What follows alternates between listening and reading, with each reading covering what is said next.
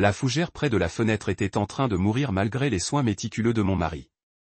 Ne l'arrosez pas trop, prévint Caleb avant de partir en voyage d'affaires, la voix crispée par cette tension familière. Des années de mariage, et je n'avais jamais compris son étrange attachement à cette plante banale jusqu'à ce que mes doigts effleurent un objet métallique sous la terre ce jour-là. La boîte rouillée émergea comme une confession, son contenu, un médaillon en argent, des photos décolorées et un mot sur lequel était écrit « Je suis désolé », dévoilant le mensonge parfait que je vivais. Tandis que je tenais les souvenirs d'une autre femme entre mes mains tremblantes, je réalisais que certains secrets ne restent pas enfouis, même avec le soin qu'on apporte à la terre qui les recouvre. Et mon mari n'était pas du tout celui que je croyais. Le silence de sa maison pesait lourd. 3 ans de mariage avec Caleb, et parfois je me surprenais encore à écouter des sons qui n'existaient pas. Le bruit de petits pas, peut-être, ou le chaos de la vie de famille que nous avions choisi de reporter. Notre maison du Vermont était parfaite dans son calme, nichée au milieu des érables qui me murmuraient des secrets que je ne parvenais pas à saisir. Mais ces derniers temps, ce calme commençait à ressembler moins à de la paix qu'à quelque chose d'attendant. Emma, appela Caleb depuis la porte d'entrée. Son sac de voyage était déjà prêt à ses pieds. Tu te souviens de ce que j'ai dit pour les plantes? J'ai hoché la tête distraitement depuis la cuisine où je faisais la vaisselle du petit déjeuner. Arrosez les violettes tous les jours, oubliez l'orchidée et laissez votre précieuse fougère tranquille. Je lui ai souri, essayant de masquer mon léger agacement. Après 3 ans, je connaissais la chanson. L'expression de Caleb s'adoucit, mais je percevais cette lueur familière d'inquiétude dans ses yeux. La fougère est sensible, me rappela-t-il, comme il le faisait toujours avant de partir. Trop d'eau et elle se noiera. La fougère en question était posée dans son pot en terre cuite patinée près de la baie vitrée, ses délicates frondes légèrement retombantes malgré les soins méticuleux de Caleb. Il prétendait que c'était un cadeau de sa défunte tante Meredith, le seul héritage familial qu'il avait réussi à conserver après la mort de ses parents. Je n'avais jamais rencontré aucun membre de sa famille. Ils étaient tous partis avant même que nous commencions à sortir ensemble, ce qui rendait l'importance de cette plante à ses yeux à la fois touchante et légèrement déroutante. Je sais, dis-je en m'essuyant les mains sur un torchon avant de m'approcher pour lui dire au revoir. Ce n'est que 3 jours. Je te promets que ta plante survivra. Caleb me serra contre lui, son eau de Cologne, subtil et boisé, m'enveloppant. Je te fais confiance, murmura-t-il dans mes cheveux, mais quelque chose dans sa voix suggérait le contraire. Après son départ, je restais planté là à regarder sa voiture disparaître dans notre longue allée. Caleb se rendait à Boston pour une conférence sur la sécurité financière. C'est ce qu'il faisait. Il gardait l'argent des autres en sécurité. Il bâtissait des forteresses numériques autour de sa richesse. Il était méthodique en tout, de la façon dont il rangeait son tiroir à chaussettes à la façon dont il planifiait nos révisions budgétaires mensuelles. Sa carrière lui convenait parfaitement. Il travaillait chez Anderson Financial depuis près de 10 ans, plus longtemps que je ne le connaissais. Je suis retourné dans le salon, le regard attiré par la fougère. L'attachement de Caleb à cette plante me semblait étrange, surtout vu qu'il parlait rarement de son passé. Au début de notre relation, j'avais supposé que sa réticence était due au chagrin. Perdre ses 2 parents au début de la vingtaine n'avait pas dû être facile. Mais avec le temps, j'ai réalisé que des chapitres entiers de sa vie restaient des livres fermés. Chaque fois que je l'interrogeais sur son enfance ou ses années d'université, il me donnait des réponses vagues avant de changer habilement de sujet. Ce soir-là, je me suis blotti sur le canapé avec une tasse de tisane à la camomille et ma lecture du moment, savourant cette rare solitude. Notre maison était un magnifique style colonial, trop grande pour nous deux, vraiment, mais Caleb avait insisté pour que nous nous y adaptions. Le parquet craquait de temps en temps, comme si la maison elle-même s'endormait. Mon regard s'est détouré de mon livre à la fougère, se découpant sur la lumière déclinante. Je me suis souvenu de la fois, il y a environ 6 mois, où j'avais essayé de le déplacer vers un endroit plus ensoleillé. Caleb venait de rentrer du travail et s'était figé net en me voyant soulever le pot. « Laisse-le » avait-il lancé d'une voix plus sèche que je ne l'avais jamais entendu. Il s'était immédiatement excusé, prétextant un stress dû au travail, mais quelque chose dans sa réaction m'était resté en mémoire. C'était la même expression qui avait traversé son visage ce matin-là. Une panique subtile, vite masquée. Le lendemain s'est déroulé sans incident. Je travaillais à domicile comme graphiste freelance, j'ai discuté avec quelques clients et j'ai appelé ma sœur Laura par FaceTime. Caleb m'a envoyé un texto vers midi. La conférence se passe bien. Comment ça va à la maison? Tout va bien ici, ai-je répondu. Les plantes se portent bien. J'ai ajouté un emoji clin d'œil, espérant détendre l'atmosphère. Sa réponse est arrivée des heures plus tard. Super. N'oublie pas la fougère. Ce soir-là, je me suis retrouvé devant le plan de travail. Elle paraissait particulièrement flasque, ses frondes se recroquevillant comme des doigts flétris. Caleb l'avait arrosée avant de partir. Je l'avais regardé faire, mais la terre semblait sèche comme un os. J'ai appuyé mon doigt contre la surface, ne sentant que de la terre poussiéreuse. Il m'a dit de ne pas trop arroser. J'ai murmuré à la plante, mais elle n'a pas dit de ne pas arroser du tout. Je suis allé à la cuisine et j'ai rempli une petite tasse d'eau, juste assez pour humidifier la terre sans la détremper. De retour à la fougère, j'ai commencé à verser avec précaution, regardant l'eau disparaître dans la terre. En ajoutant les dernières gouttes, mes doigts ont effleuré quelque chose de dur sous la surface. Fronçant les sourcils, j'ai posé la tasse et j'ai doucement sondé la terre. Il y avait bien quelque chose là, quelque chose de solide et d'inflexible. La curiosité m'a envahi. J'ai gratté une fine couche de terre du bout du doigt et j'ai repéré ce qui ressemblait à un bord métallique rouillé. Mon cœur s'est mis à battre plus vite. Je jetai un coup d'œil à la porte comme si Caleb allait entrer à tout moment, puis je me retournai vers la plante. Avec précaution, pour ne pas abîmer les racines de la fougère, je passai mes doigts autour d'eux. L'objet, ameublissant la terre tassée.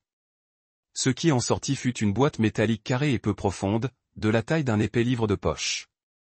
Elle était usée et corrodée, des traces de rouille maculaient mes doigts. Les racines de la fougère avaient poussé autour, enlaçant la boîte comme si elle en faisait partie. Je la sortis aussi délicatement que possible, même si j'entendais encore le craquement des racines tendres qui se brisaient. Son poids me surprit, plus lourd qu'il n'y paraissait, solide et mystérieux. Je la pris dans mes mains, sentant le métal froid contre ma peau, et pris une profonde inspiration. Quelque chose me semblait interdit, comme si je franchissais une limite que Caleb avait silencieusement établie. Mais une autre partie de moi, celle qui avait toujours perçu les lacunes dans les histoires de mon mari, avait besoin de savoir. Je portai la boîte jusqu'à la table de la cuisine et la déposai sous la lumière vive du plafond. Le couvercle était scellé par ce qui semblait être des années de corrosion. Je l'ai manipulé avec un couteau à beurre, soulevant délicatement jusqu'à entendre le bruit sec et satisfaisant du joint se briser. Le cœur battant, j'ai soulevé le couvercle. À l'intérieur de la boîte se trouvaient plusieurs objets blottis les uns contre les autres, tels les témoins silencieux d'un moment oublié. Un médaillon en argent vintage sur une chaîne ternie. 2 photographies, aux bords jaunis et ondulants, et en dessous, un mot plié, le papier cassant avec le temps. Les doigts tremblants, j'ai d'abord déplié le mot. L'écriture était serrée et crispée. L'encre avait pâli jusqu'à devenir brun pâle. Je suis désolé. Je n'ai jamais voulu que cela se passe ainsi. Pas de signature, pas de date, juste ces 11 mots, chargés de sens inexprimé. J'ai mis le mot de côté et j'ai pris les photographies. La première montrait une jeune femme aux longs cheveux noirs tenant un bébé dans ses bras. Elle souriait, mais son regard exprimait une tristesse qui semblait traverser le temps. Le bébé, enveloppé dans une couverture jaune pâle, était minuscule, un nouveau-né à première vue, avec des mèches de cheveux noirs visibles sous un bonnet tricoté. La deuxième photo me coupa le souffle. Elle représentait une maison, une petite ferme à 2 étages avec un bardage blanc et des volets vert foncé. Un porche enveloppant s'étendait le long de la façade, avec une balançoire suspendue à des chaînes rouillées. Quelque chose me semblait vaguement familier, même si j'étais certaine de n'y être jamais allé. Finalement, je pris le médaillon. Il était plus lourd qu'il n'y paraissait, l'argent terni par le temps. Le fermoir était rigide, mais il céda après quelques tentatives. À l'intérieur se trouvait un minuscule morceau de tissu, un bout de ce qui ressemblait à une couverture de bébé, et un nom gravé dans le métal. Dileya. Dileya. Ce nom ne me disait rien. De toutes nos années ensemble, Caleb n'avait jamais mentionné quelqu'un qui s'appelait Dileya. Ni un parent, ni un ami, ni une ex. Pourtant, son nom était là, caché dans une boîte sous sa précieuse fougère. Je fermai le médaillon et m'assis confortablement, contemplant les objets étalés devant moi. Qui était cette femme? Le bébé était-il le sien? Et quel rapport avec mon mari? Je pris mon téléphone, avec l'intention d'appeler Caleb, mais je m'arrêtai. Que allais-je dire? Dis donc, je sais que tu m'as dit de ne pas toucher à ta plante, mais je l'ai fait et j'ai trouvé une boîte secrète. Tu veux m'expliquer? La conversation se déroulait dans ma tête, et aucune des versions ne se terminait bien. Au lieu de cela, je pris des photos de tout, la boîte, le mot, les photos, le médaillon, puis je remis soigneusement les objets dans leur boîte. Je ne remis pas la boîte dans la plante, cependant. Je ne pouvais me résoudre à l'enterrer à nouveau. Cette nuit-là, je n'arrivais pas à dormir. Je n'arrêtais pas de penser à la femme sur la photo, au nom de Dileya gravé dans l'argent, à Caleb et à tout ce que j'ignorais de lui. Vers 2 heures du matin, je me glissai hors du lit et me dirigeai vers le bureau de Caleb. Je n'avais jamais fouillé dans ses affaires auparavant. Cela avait toujours semblé être un abus de confiance, mais la boîte avait tout changé. Le tiroir verrouillé de son bureau cédait facilement la place au kiwi de rechange conservé dans le tiroir à bric-à-brac de la cuisine. À l'intérieur, je trouvais les objets attendus, relevé bancaire, notre certificat de mariage, son passeport. Mais en dessous, une pile de vieilles lettres reliées par un ruban bleu délavé. L'enveloppe du dessus, jaunie par le temps, était adressée à un certain JT. Il n'y avait ni adresse de retour ni timbre. Elle n'avait jamais été postée. J'hésitais avant de l'ouvrir, consciente de franchir une nouvelle limite, mais j'étais déjà arrivé jusque-là. La lettre à l'intérieur datait d'il y a 15 ans, alors que Caleb devait avoir une vingtaine d'années. Elle commençait par « Cher James » et était signée simplement, le contenu était vague. Il parlait de déménager, de prendre un nouveau départ, de combien la maison lui manquait, mais ne pouvait pas y retourner. Cela soulevait plus de questions qu'il n'apportait de réponses. En remettant la lettre dans son enveloppe, j'ai remarqué quelque chose d'écrit au dos de la photo de la maison, une adresse. L'écriture tremblait, différente de celle du mot, mais l'adresse était complète. Une route de campagne à environ 2 heures au nord de chez nous, dans une petite ville que j'avais traversée 1 ou 2 fois. Mon téléphone a sonné soudainement dans la maison silencieuse, me faisant sursauter. C'était Caleb à 2h30 du matin. « Salut », ai-je répondu, essayant d'avoir l'air endormi plutôt que coupable. « Tout va bien ? » ?»« Je prends juste des nouvelles », a-t-il dit d'une voix tendue. « Impossible de dormir. Je pensais voir comment tu allais. »« Je vais bien, Élite. » Je me suis réveillé pour boire un peu d'eau. « Et la maison ? » ?»« Tout est normal. »« Bien sûr, » ai-je dit, me demandant ce qu'il me demandait exactement. « Pourquoi pas ? » ?»« Sans raison, » a-t-il dit. Rapidement. « Juste, tu sais, je m'inquiétais pour toi, toute seule là-bas. »« La fougère va bien aussi, » ajoutai-je, incapable de résister. Il y eut un silence un peu trop long. « Bien, » dit-il finalement. « C'est bien. » Après avoir raccroché, je me suis assise dans le bureau sombre, l'esprit à toute vitesse. L'appel me semblait bizarre, comme s'il savait ce que j'avais trouvé. Je lui ai envoyé un texto informel. « Tout va bien pour toi ? C'est inhabituel que tu appelles si tard. » Pas de réponse.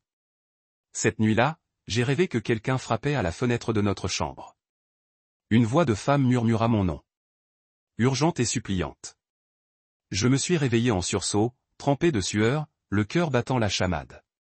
L'horloge numérique indiquait 4h17. La pièce était silencieuse, à l'exception du bourdonnement de la climatisation.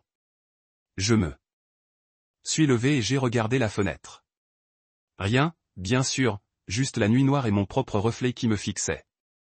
Le lendemain matin, je me suis déclaré malade pour ma visioconférence avec un client. Je n'arrivais pas à me concentrer sur le choix des polices et des palettes de couleurs, pas avec le mystère de la boîte occupait mes pensées. J'ai donc cherché l'adresse sur la photo en ligne. La vue satellite l'a confirmé. Il s'agissait bien de la maison de la photo, même si elle paraissait plus abîmée. La propriété était envahie par la végétation. D'après les registres fonciers, elle était abandonnée depuis au moins une décennie, saisie par la banque après le défaut de paiement du prêt hypothécaire du propriétaire.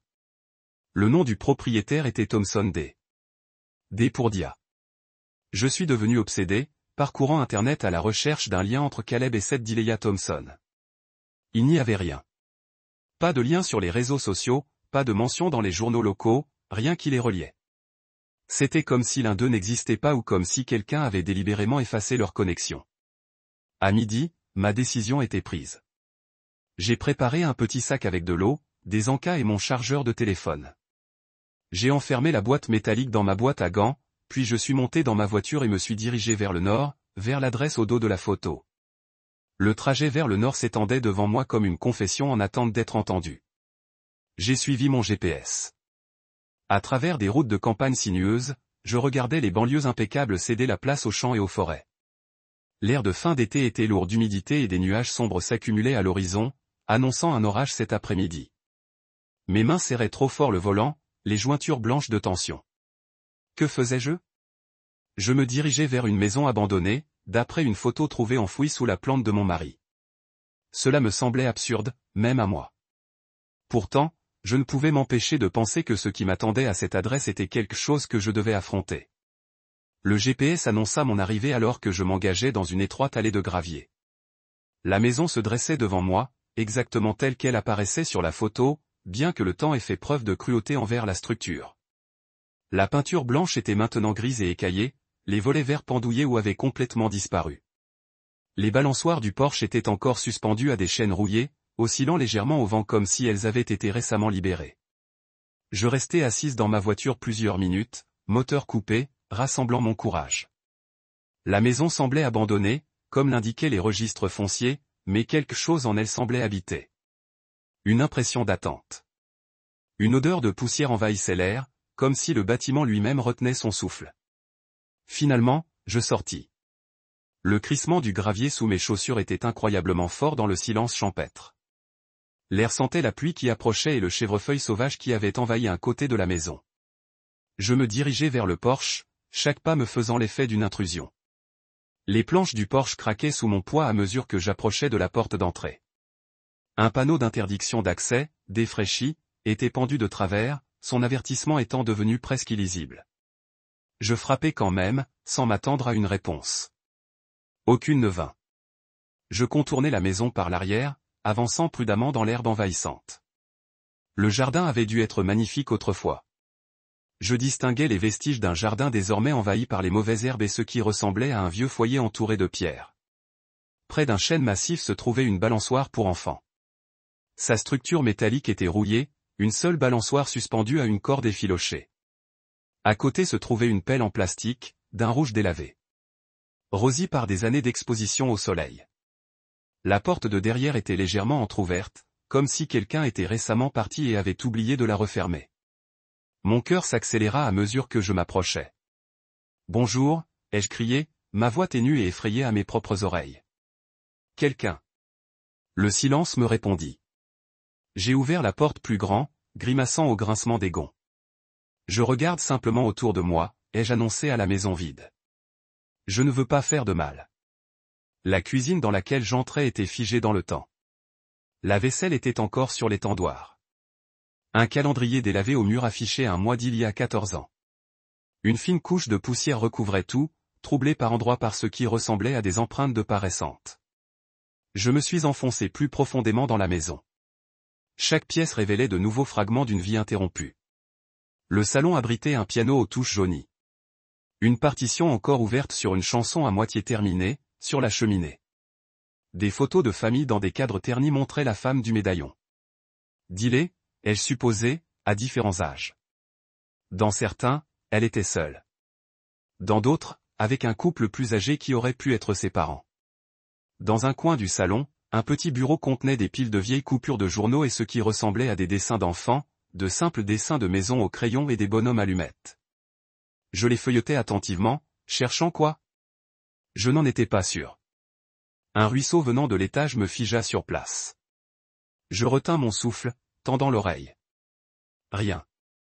Juste la maison qui se tassait, me dis-je, même si mon cœur battant la chamade me suggérait le contraire. L'escalier protesta bruyamment tandis que je montais au 2e étage. Un étroit couloir menait à plusieurs chambres, leurs portes ouvertes comme des bouches, prêtes à partager des secrets. La première pièce semblait être une chambre parentale, meublée simplement, un lit double avec une courte pointe délavée, des rideaux ondulant doucement dans la brise d'une fenêtre entr'ouverte. La seconde pièce me coupa le souffle. Une chambre d'enfant préservée comme si elle attendait le retour d'un enfant. Le berceau était vide, un mobile d'étoiles en tissu suspendu immobile au-dessus. Un rocking chair trônait dans un coin, une couverture tricotée drapée sur son accoudoir. Les murs étaient peints. Un jaune doux, bordé d'animaux dansant courant tout autour. Sur une petite table d'appoint se trouvait un album photo, dont la couverture était gravée de l'inscription « Première année du bébé ». Je l'ouvris, les mains tremblantes. Les premières pages montraient Dileya enceinte, la main protectrice posée sur son ventre gonflé. Les pages suivantes montraient le nourrisson de la photo du médaillon, grandissant de la naissance à quelques mois. Puis, brusquement, l'album s'arrêta. Les pages restantes étaient vides, attendant des étapes importantes jamais enregistrées. Je me dirigeai vers une commode dans un coin de la chambre d'enfant et commençai à ouvrir des tiroirs. Des vêtements de bébé soigneusement pliés. De minuscules chaussettes, une robe de baptême jaunie par le temps. Dans le tiroir du bas, caché sous une couverture, je trouvai ce qui ressemblait à un journal relié en cuir usé. La première page portait une seule phrase à l'écriture fluide. Cette maison abrite tout ce que j'ai perdu et tout ce qu'il a volé. Mes mains tremblaient en tournant les pages. Le journal appartenait à Dileya Thompson, et il racontait une histoire qui me glaça le sang. Elle y écrivit sa rencontre avec un homme, Caleb, mais jamais par son père.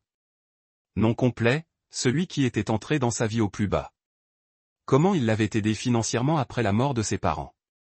Comment ils étaient tombés amoureux. Comment elle était tombée enceinte. Comme ils avaient été heureux au début. Puis vinrent des notes sur les disputes, son contrôle croissant, son insistance à les éloigner de tout ce qu'elle connaissait, sa peur grandissante. Les dernières notes étaient frénétiques, l'écriture irrégulière et urgente. Elle écrivit comment, un matin, elle s'était réveillée et avait découvert Caleb et leur petite fille disparue, comment elle avait appelé la police, qui ne l'avait pas prise au sérieux au début. Aucun signe d'effraction, aucune trace de lutte, juste un homme parti avec son propre enfant. Lorsqu'ils ont commencé à enquêter, Caleb avait disparu avec le bébé, leur fille. J'ai fermé le journal, la nausée. Ce ne pouvait pas être mon Caleb. Pas l'homme que j'avais épousé. L'homme qui avait codé son tiroir à chaussettes par couleur et m'avait surprise avec mon café préféré le lundi matin. Pas l'homme qui m'avait aidé à supporter les funérailles de mon père, qui était resté éveillé toute la nuit quand ma sœur avait eu un accident de voiture. Pourtant, même si je le niais, les pièces du puzzle commençaient à se mettre en place. Sa réticence à parler de son passé, son refus de vouloir des enfants, malgré mes allusions occasionnelles, le fait que je n'avais jamais rencontré sa famille, l'absence de photos d'enfance parmi ses possessions. Le tonnerre grondait dehors, plus proche maintenant. Je devais partir au plus vite avant que l'orage n'éclate, avant que ceux qui avaient laissé ces empreintes fraîches ne reviennent. J'ai jeté un dernier coup d'œil à la chambre d'enfant, essayant d'en saisir chaque détail, quand quelque chose a attiré mon attention. Derrière un cadre accroché au mur, quelque chose dépassait légèrement. J'ai soulevé le cadre, un certificat de naissance d'enfant, et j'ai trouvé une autre photo cachée derrière. Mes mains tremblaient en le retirant. C'était Caleb, plus jeune, avec des cheveux plus longs, mais indéniablement lui. Il tenait le même bébé que sur la photo du médaillon, un large sourire aux lèvres. Le visage de la mère avait été violemment rayé du tableau, ne laissant derrière lui que des lambeaux de papier. J'avais l'impression qu'on m'avait arraché le cœur. L'homme que j'aimais, l'homme. J'avais construit une vie avec lui, j'en avais eu une autre avant moi. Un enfant, une femme qui l'avait abandonné, ou pire. Une portière de voiture claqua dehors, me tirant dans mes pensées. Je me précipitai à la fenêtre, m'attendant à apercevoir Caleb, d'une manière ou d'une autre, debout dans l'allée, ce qui était impossible. Au lieu de cela, un vieux pick-up s'était garé à côté de ma voiture. Un homme en sortit, un homme âgé, se déplaçant à l'aide d'une canne, le visage aussi buriné que la maison elle-même. Je rassemblai rapidement le journal et la photo déchirée, les fourrai dans mon sac. Puis, prenant une grande inspiration, je descendis l'escalier et sortis sur le porche. Le vieil homme se tenait au bas des marches, lourdement appuyé sur sa canne. Son regard perçant sous ses sourcils blancs et broussailleux m'évaluait sans surprise. « Tu n'es pas censé être ici, dit-il d'une voix rauque. « Je sais, avouai-je. Je suis désolé d'être entré sans autorisation. » Je vacillai, ne sachant comment expliquer ma présence. « Tu as trouvé quelque chose, déclara-t-il. »« Pas un. » Question. J'ai hoché la tête lentement. Une boîte sous une plante avec un médaillon et des photos, et tu es venu chercher des réponses. Il a soupiré lourdement, déplaçant son poids. Il m'a dit qu'il avait enfoui cette part de lui-même. Il a dit que c'était la seule façon pour lui d'avancer. Tu sais, Caleb, ai-je demandé d'une voix à peine plus forte qu'un murmure. Le visage du vieil homme s'est durci. J'ai connu James Turner quand il vivait ici avec ma nièce avant qu'il ne prenne son bébé et ne disparaisse. James Turner, pas du tout Caleb Anderson. Je ne comprends pas, ai-je dit, même si la terrible vérité prenait déjà forme dans mon esprit. Le bébé est parti, a dit le vieil homme d'un ton neutre. Tous les deux. La police n'a jamais retrouvé ni l'un ni l'autre. Il a failli tuer Dileya. La pluie, ignorante, s'est mise à tomber. De grosses gouttes qui se sont rapidement transformées en averses. Aucun de nous n'a bougé. Dileya est-elle? Je n'ai pas pu terminer la question. Morte, a-t-il dit. Il y a 3 ans. Cancer. Elle n'a jamais cessé de chercher sa fille. Jamais cessé d'espérer. Il y a 3 ans. À l'époque où Caleb et moi avons acheté sa maison. À l'époque où il a amené, j'ai ramené la fougère à la maison et je l'ai placée près de la fenêtre. Le vieil homme a plongé la main dans sa veste et en a sorti une enveloppe, jaunie par le temps, mais protégée de la pluie par son manteau. Elle a écrit cela le jour de son départ. Peut-être que maintenant tu comprendras. Il me l'a tendue, la main étonnamment ferme. Alors, peut-être pourras-tu me dire pourquoi tu portes le visage de ma nièce. J'ai pris la lettre, les doigts engourdis, soudain consciente de ce qu'il voulait dire.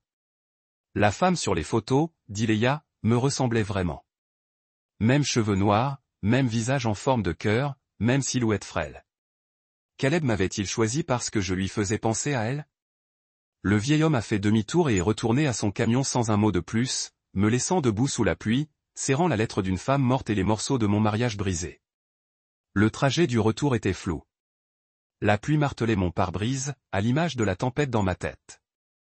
La lettre de Dileya gisait fermée sur le siège passager. Je n'arrivais pas encore à la lire. Je ne pouvais supporter d'ajouter la douleur d'une autre femme. À la mienne. Quand je suis arrivé dans l'allée, l'obscurité était tombée. Notre maison, celle que j'avais imaginée comme un sanctuaire, se dressait devant moi comme la demeure d'un étranger. La lumière du porche, que Caleb laissait toujours allumée pour moi, brillait d'un faux accueil. À l'intérieur, je me déplaçais dans les pièces tel un fantôme, touchant des objets familiers qui me semblaient soudain étrangers. La photo de mariage sur la cheminée, le plaid que Caleb m'avait offert à Noël dernier. La fougère toujours posée innocemment près de la fenêtre, sa terre remuée là où j'avais déterré la boîte. Je me suis préparé une tasse de thé, les mains tremblantes, et je me suis assise à la table de la cuisine. Méthodiquement, j'ai étalé tout ce que j'avais rassemblé, la boîte en métal et son contenu, le journal de Dileya, la photo déchirée et sa lettre cachetée. Pièce d'un puzzle que j'avais peur de compléter. Finalement, j'ai ouvert la lettre. L'écriture à l'intérieur était la même que celle du journal, mais plus régulière, plus maîtrisée. Elle datait d'il y a 15 ans. Pour celui qui le trouvera, tout a commencé. Il se fait appeler James Turner maintenant, mais ce n'est pas son vrai nom. Il a pris ma fille. S'il vous plaît, si vous lisez ceci, aidez-moi à la retrouver. Elle n'a que 2 ans. Il est tout ce qu'elle connaît. Et il peut être si affectueux, si convaincant. Mais il a une autre facette de lui. Une facette qui ment, qui disparaît dans la nuit, qui vole un enfant à sa mère. La lettre continuait en décrivant leur relation, comment ils s'étaient rencontrés lors d'un groupe de soutien aux personnes endeuillées après la mort de ses parents dans un accident de voiture, combien il avait été charmant, quel soutien il avait apporté pendant sa grossesse, comment les choses avaient changé après la naissance du bébé. Il est devenu obsessionnel, écrivait-elle. Il disait qu'elle n'était pas en sécurité avec moi. Que je ne pouvais pas la protéger comme lui. La veille de leur disparition, je lui ai dit que je voulais aller voir mon oncle pour m'évader quelques jours. Juste le bébé et moi. Il a souri et m'a dit que c'était une bonne idée. Le lendemain matin, ils avaient disparu. Ma voiture aussi. Ses affaires aussi. Le dernier paragraphe m'a glacé le sang. S'il vous le dit, ce n'est qu'une plante, demande-lui ce qu'il a planté en moi. Je posai la lettre, les mains tremblantes. L'étrange avertissement résonna dans ma tête, énigmatique et pourtant menaçant. Que voulait-elle dire? J'ai passé la nuit à tout décortiquer, à chercher des indices, des explications, tout ce qui pourrait donner un sens à ce que j'avais découvert.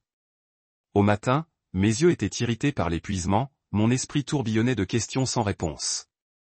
Caleb serait à la maison ce soir, moins de 12 heures pour décider quoi faire. Je pris une douche et me changeai, essayant de chasser le sentiment de trahison qui m'enveloppait comme une seconde peau. Puis je commençai à me préparer. J'ai soigneusement tout photographié, les entrées du journal, les photos, la lettre, et je les ai téléchargées sur mon espace de stockage cloud sécurisé. J'ai fait des copies des pages les plus accablantes et je les ai cachées dans mon bureau, dans un portfolio de vieux travaux de design, là où Caleb ne regarderait jamais. J'ai remis les objets originaux dans la boîte en métal, à l'exception du médaillon, que j'ai délibérément placé sur le comptoir de la cuisine, là où il le verrait dès son arrivée. Puis j'ai attendu, regardant les heures défiler. J'ai essayé de travailler, de manger, de faire comme si mon monde ne s'était pas écroulé. Mais mon esprit revenait sans cesse aux mêmes questions terribles. Qui est l'homme que j'avais épousé? Qu'était-il arrivé à la fille de Dileya? Et qui est Caleb Anderson, sinon celui que je croyais connaître? À 17h37, j'ai entendu sa voiture dans l'allée. Le bruit de la porte du garage qui s'ouvrait. Des pas dans l'escalier. Et puis il était là, sac de voyage à la main. Un sourire aux lèvres. Le même visage à côté duquel je m'étais réveillé pendant 3 ans. « Salut toi », a-t-il dit chaleureusement en laissant tomber son sac pour m'enlacer. « Je te manque ?» Je me suis forcé à le serrer dans mes bras, à sourire, à faire comme si de rien n'était. Bien sûr, ai-je menti, les mots ayant un goût amer sur ma langue. « Comment ça va ici ?» a-t-il demandé en allant dans la cuisine se servir un verre d'eau. « Aucun problème. »« Aucun, ai-je dit. » dit-il en le suivant. Tout allait bien. Je l'observais attentivement, étudiant ses mouvements, ses expressions. Cet homme à la fois familier et totalement inconnu. Son regard s'attardait-il un peu trop longtemps sur la fougère? Avait-il inspecté le sol à la recherche d'une perturbation? Nous reprîmes notre routine du soir habituelle, Caleb déballait ses affaires pendant que je préparais le dîner, discutant de sa conférence, de mon travail, de rien d'autre. Pendant tout ce temps, j'attendais qu'il remarque le médaillon qui brillait sur le comptoir, placé là où la lumière du soleil reflèterait sa surface argentée. Ce n'est qu'après le dîner, alors qu'il chargeait le lave-vaisselle, qu'il le vit. Sa main se figea à mi-chemin entre son assiette et son corps, complètement immobile. « Où as-tu trouvé ça ?» murmura-t-il sans se retourner. « De la plante de ta tante », répondis-je d'une voix plus assurée que prévu. Doucement, il se tourna vers moi. Son expression était indéchiffrable, un masque parfait de contrôle. Mais ses yeux, étaient emplis d'une tempête d'émotions, peur, colère, chagrin, reconnaissance. « Emma, dit-il prudemment. Je peux t'expliquer. Et toi? Demandai-je. Peux-tu m'expliquer qui est Dileya Thompson? Ou pourquoi il y avait une boîte enfouie sous ta précieuse fougère? Ou peut-être pourquoi tu vis sous un faux nom? Son visage se vida de ses couleurs. La masse se craqua. Tu es allé à la maison, dit-il. Ce n'était pas une question. J'ai rencontré son oncle. J'ai confirmé. Il me donna sa lettre. Caleb, James, qui qu'il soit, s'affala sur une chaise, les jambes semblant lâcher. Ce n'est pas ce que tu crois, dit-il d'une voix à peine audible. Alors qu'est-ce que c'est, demandai-je. Parce que ce que je pense, c'est que tu as volé un enfant à sa mère. Ce que je pense, c'est que toute notre vie ensemble n'était qu'un mensonge. Il leva les yeux vers moi, le regard hanté. Pas tout, dit-il. Pas nous. Ce que je ressens pour toi a toujours été réel. Comme ce que tu as ressenti pour Dileya, demandai-je sèchement avant que tu ne l'abandonnes et ne prennes son bébé. Son visage se tordit sous l'effet de ce qui semblait être une douleur sincère. C'était compliqué. Il dit à Dio qu'elle n'allait pas bien après la naissance du bébé. Elle souffrait d'une grave dépression postpartum. Elle refusait de se faire aider. Il déglutit difficilement. Elle représentait un danger pour elle-même, pour notre fille. Alors, tu as kidnappé ton propre enfant? Dis-je sèchement. Je l'ai protégé, corrigea Théil, une lueur de défi traversant son visage. J'ai fait ce que j'avais à faire. Tu ne sais pas ce que c'était que de voir Dileya se dégrader, de la retrouver. Debout au-dessus du berceau la nuit, fixant le bébé d'un regard vide. Je repensais au journal intime de Dileya, où elle écrivait ses pensées désespérées. On y lisait une autre histoire, celle d'un homme devenu autoritaire, paranoïaque, qu'il avait isolé de ses amis et de sa famille, qu'il avait manipulé lorsqu'elle s'inquiétait de son comportement. La police vous cherchait, dis-je. Vous deux. Il rit amèrement. Pas très dur. Un père prenant son propre enfant sans preuve de violence. C'était indifférent de garde en ce qui le concernait. Où est-elle? J'ai demandé. La question qui brûlait en moi depuis que j'avais ouvert la boîte pour la première fois. Où est ta fille? Son expression se referme à nouveau. Sécurité, dit-il fermement. C'est tout ce qui compte. Je l'ai laissé assis là et je suis allé dans la chambre, verrouillant la porte derrière moi. Je ne pouvais pas supporter de dormir à côté de lui. Je ne pouvais pas supporter de sentir sa peau contre la mienne. Pas avec le poids de sa tromperie qui écrase ma poitrine. Le matin, j'ai appelé un enquêteur privé. Je lui ai envoyé des copies de tout ce que j'avais trouvé. Les photos, les entrées du journal, la lettre de Dileya. J'ai besoin de savoir ce qui s'est passé, lui ai-je dit. J'ai besoin de trouver la vérité. Pour la semaine prochaine, Caleb et moi nous sommes encerclés avec lassitude. Nous avons dormi dans des pièces séparées. Nous avons mangé des repas en silence. Nous étions des fantômes qui hantant la même maison, attachés par des secrets, aucun de nous ne savait à affronter. J'ai laissé des indices pour le tester. Le journal s'ouvre sur la table basse, la photo de Dileya s'est soutenue contre une lampe. Chaque fois qu'il réagissait avec des émotions étroitement contrôlées, n'admettant jamais, ne nie jamais, me regardant juste avec ses yeux hantés, comme si j'attendais que je prenne une décision qu'il ne pouvait pas prendre lui-même. Puis, 10 jours après ma visite à la maison, l'enquêteur a appelé, j'ai trouvé des dossiers. L'enquêteur, Frank Matt, m'a parlé de café dans un restaurant à 30 mètres de notre maison. J'avais insisté pour nous rencontrer loin de chez nous, quelque part Caleb ne nous verrait pas accidentellement. Frank a glissé un dossier sur la table. Dileya Thompson a signalé James Turner pour enlèvement il y a 14 ans. La police a enquêté, mais pas très soigneusement. Il n'y avait aucune preuve de jeu déloyal, et Turner avait une garde légale en tant que père. Ils l'ont classé comme un différend de garde et l'ont essentiellement abandonné après quelques mois. J'ai traversé les rapports de police de photocopies, voyant la même histoire sous un angle différent. Et la fille? Avez-vous trouvé une trace d'elle? Frank hocha la tête, son visage altéré solennel. C'est là que ça devient intéressant. Environ 6 mois après la disparition, une fille correspondant à sa description a été placée dans une adoption privée dans le Maine. La paperasse était qu'il hésitait, un certificat de naissance falsifié irrégulier, aucun abandon approprié des droits parentaux. Le genre d'adoption qui se produit lorsque quelqu'un veut déplacer un enfant rapidement et tranquillement. Mon estomac a jailli, alors il l'a donné. Pas exactement, a déclaré Frank, retirant un autre document. Les parents adoptifs ont été enregistrés comme Margaret et William Peterson. Je ne connais pas ces noms, ai-je dit en scannant le document. Vous ne le feriez pas, Frank a accepté. Mais voici ce qui est intéressant. Le nom de jeune fille de Margaret Peterson était Turner, la sœur de James Turner. La révélation m'a frappé comme un coup physique. Sa sœur. Il a donné sa fille à sa sœur pour élever. Frank hocha la tête. Ça ressemble comme ça. Ils ont fréquemment déménagé pendant les prochaines années. Le Maine, alors le New Hampshire, s'installe enfin dans le Massachusetts il y a environ 7 ans. Le nom de la fille a été changé de Laura Turner à Maya Peterson. Elle a 17 ans maintenant, junior au lycée. C'est elle? J'ai chuchoté à propos de tout cela. Difficile à dire, a répondu Frank, mais étant donné le secret, les documents forgés, je suppose que non. Il a glissé une dernière photographie à travers la table. Un portrait scolaire d'une adolescente aux cheveux noirs et aux yeux familiers, les yeux de Caleb. Elle souriait, mais il y avait quelque chose gardé dans son expression, quelque chose qui me rappelait douloureusement son père. Où est-elle maintenant? Ai-je demandé, incapable de déchirer mon regard de la photo. Vivre avec les Peterson à Waltham. Environ 1 heure d'ici. Frank m'a donné l'adresse. Je ferai attention à la façon dont vous abordez cela, Madame Anderson. Il y a beaucoup de jeux pour beaucoup de gens. J'ai rentré chez moi dans un jour. Le dossier caché dans mon tronc. Maya a assez près de visiter. Aos, Caleb était assis à la table de la cuisine. Dites-moi tout. Plus de mensonges. Il prit une profonde inspiration. Dileya et moi nous sommes rencontrés il y a 15 ans.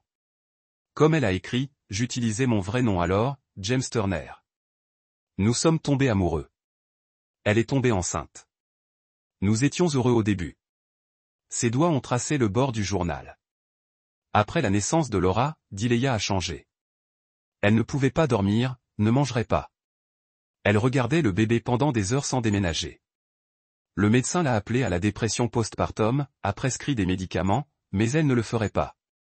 J'ai trouvé que Laura pleurait dans son berceau, tandis que Dileya était dans la cour, ne regardant rien. Elle ne se souvenait pas de la moitié des choses qu'elle a faites, ou elle les a réécrites dans son esprit pour se faire la victime. Alors tu as pris le bébé. Il hocha la tête. J'étais terrifié. J'ai appelé ma sœur Margaret. Elle et William essayaient d'avoir un enfant depuis des années sans succès. Nous avons trouvé un plan. J'ai emmené Laura dans la nuit, je me suis rendu dans le Maine. Nous avons changé son nom en Maya, créé une nouvelle identité pour elle et pour moi.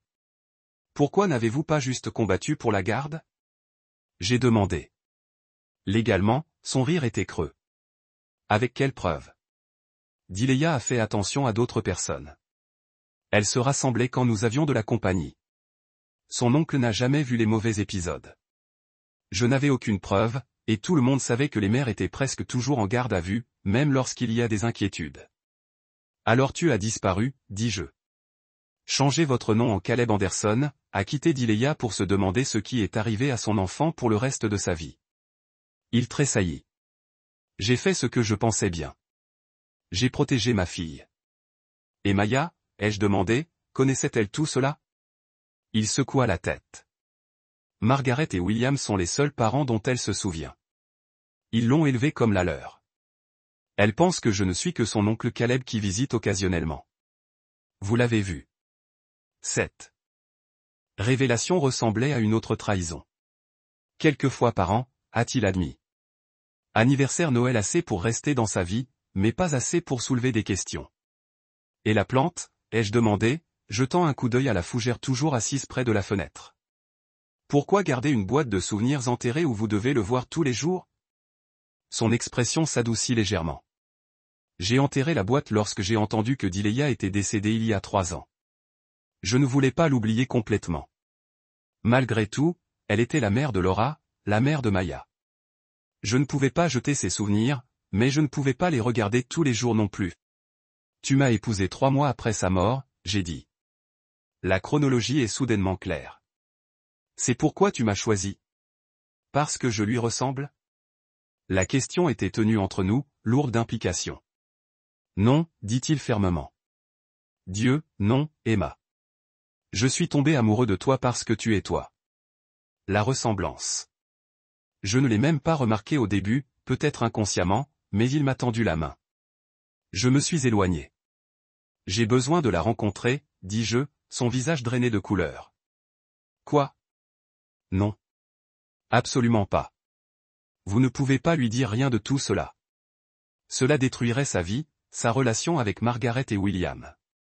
Je ne vais rien lui dire, je lui ai assuré. Mais j'ai besoin de la voir pour savoir qu'elle va bien comprendre à quoi sert tout cela. Elle ne saura pas qui vous êtes, a-t-il averti. Bien, j'ai répondu. Parce que je ne sais pas non plus qui tu es.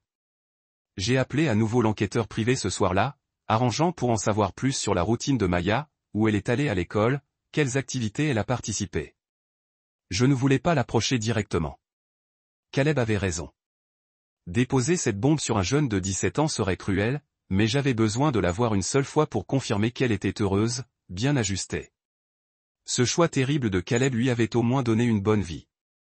Caleb a refusé de me rejoindre. Je ne peux pas en faire partie, a-t-il dit. C'est trop dangereux. Si elle me reconnaît, si elle commence à poser des questions, très bien, je lui ai dit, mais écrivez-lui une lettre, quelque chose que je peux lui donner si le moment semble correct. Il l'a écrit cette nuit-là, l'a scellé dans une enveloppe sans me laisser le lire.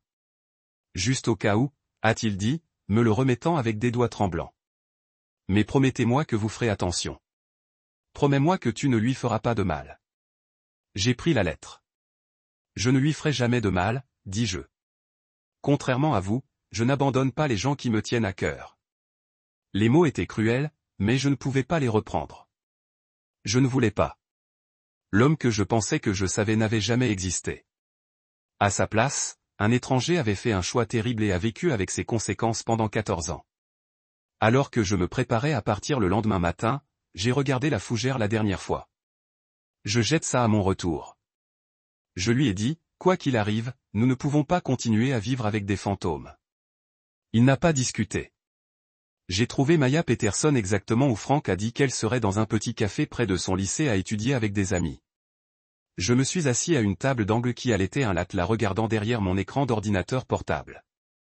Elle ressemblait tellement aux photos de Dileya, cela m'a fait mal à la poitrine, les mêmes cheveux noirs, le même visage en forme de cœur, mais ses expressions, ses manières, c'était de Caleb pur. La manière prudente qu'elle a arrangé ses livres, le léger sillon entre ses sourcils lorsqu'elle s'est concentrée. J'avais vu ces mouvements exacts dans mon mari 1000 fois. Ses amis ont laissé un par un alors que l'après-midi avançait jusqu'à ce que Maya soit assise seule, absorbée dans son manuel. J'ai rassemblé mon courage et j'ai approché sa table. Excusez-moi, dis-je, ma voix plus stable que je ne le ressentais. Ce siège est-il pris? Il est bondé ici. Elle a regardé les yeux, a offert un sourire poli. Non, allez-y. Je m'assis, cherchant son visage pour tout signe de reconnaissance. Il n'y en avait pas, juste la légère curiosité d'un adolescent confronté à un étranger. Étudier dur, ai-je demandé, hochant la tête vers ses livres. AP Biologie, a-t-elle dit avec une grimace. Testé vendredi. Vous n'aimez pas la science? Elle haussa les épaules. C'est bon. Je suis meilleur en art, cependant. C'est ce que je veux faire à l'université. Ah. Quelque chose que Caleb n'avait jamais mentionné sur sa mère. Quel genre d'art? J'ai demandé. Surtout peinture. Quelques photographies. Ses yeux s'éclairaient, la réserve fondant légèrement. J'ai un spectacle le mois prochain à l'école. Ma première vraie exposition. C'est merveilleux, dis-je, ce qui signifie. Vos parents doivent être fiers. Ils le sont, a-t-elle accepté. Ma mère planifie déjà cette énorme réception.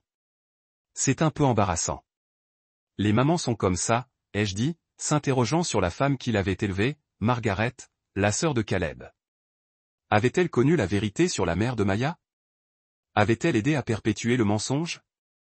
Nous avons discuté pendant quelques minutes de plus sur l'école, sur l'art, sur la terrible playlist du café.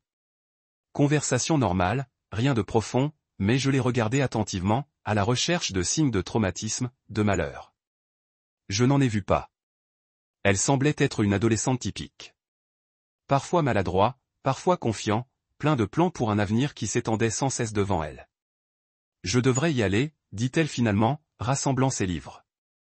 Mon père va bientôt me chercher. William Peterson, pas Caleb, pas James Turner.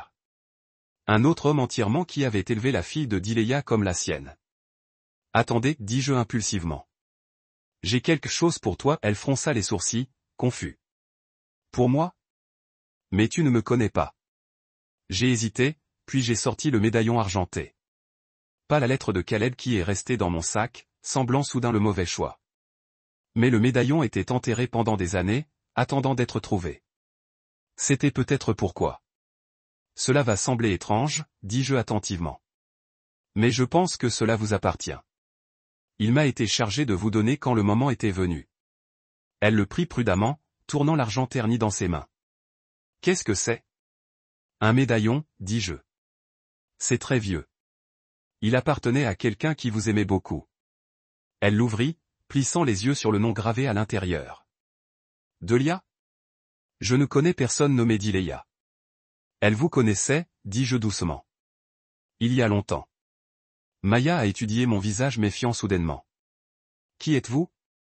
Je suis juste en train de passer, j'ai dit, debout. Des questions qui fleurissent dans la vérité à la surface. Le Maya était en bonne santé.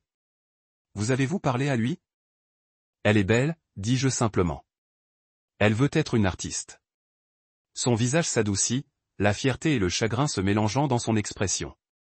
Comme sa mère, a-t-il chuchoté. Dileya était une peintre avant que tout ne tourne mal. Je lui ai donné le mélange, je lui ai admis. Je lui ai assuré. AM. She doesn't know about your Dileya or any of it. And the letter? He pulled it from my purse, still. It didn't feel right. Not yet. Et took it with visible relief, then crumpled it in his fist. Maybe it's better this way. Later have her life. What about her life? He asked quietly. Where do we go from here, Caleb? Or should he call you James? He flinched. I've been Caleb Anderson for 14 years. C'est qui je suis maintenant? Mesure, dis-je. Comment puis-je faire confiance à vous sur vous? Parce que vous savez tout maintenant, dit-il, sa voix se brise. Chaque choix terrible, chaque secret. Il ne reste plus rien à cacher. J'ai pensé à Dileya, dont la recherche désespérée de sa fille ne s'était terminée qu'avec sa mort. À propos de Maya qui a grandi avec des parents adoptifs qu'il aimait mais qui avaient participé à une tromperie qui avait façonné toute son existence. À propos de Caleb vivant une double vie construite sur la peur, la protection et l'amour et les mensonges.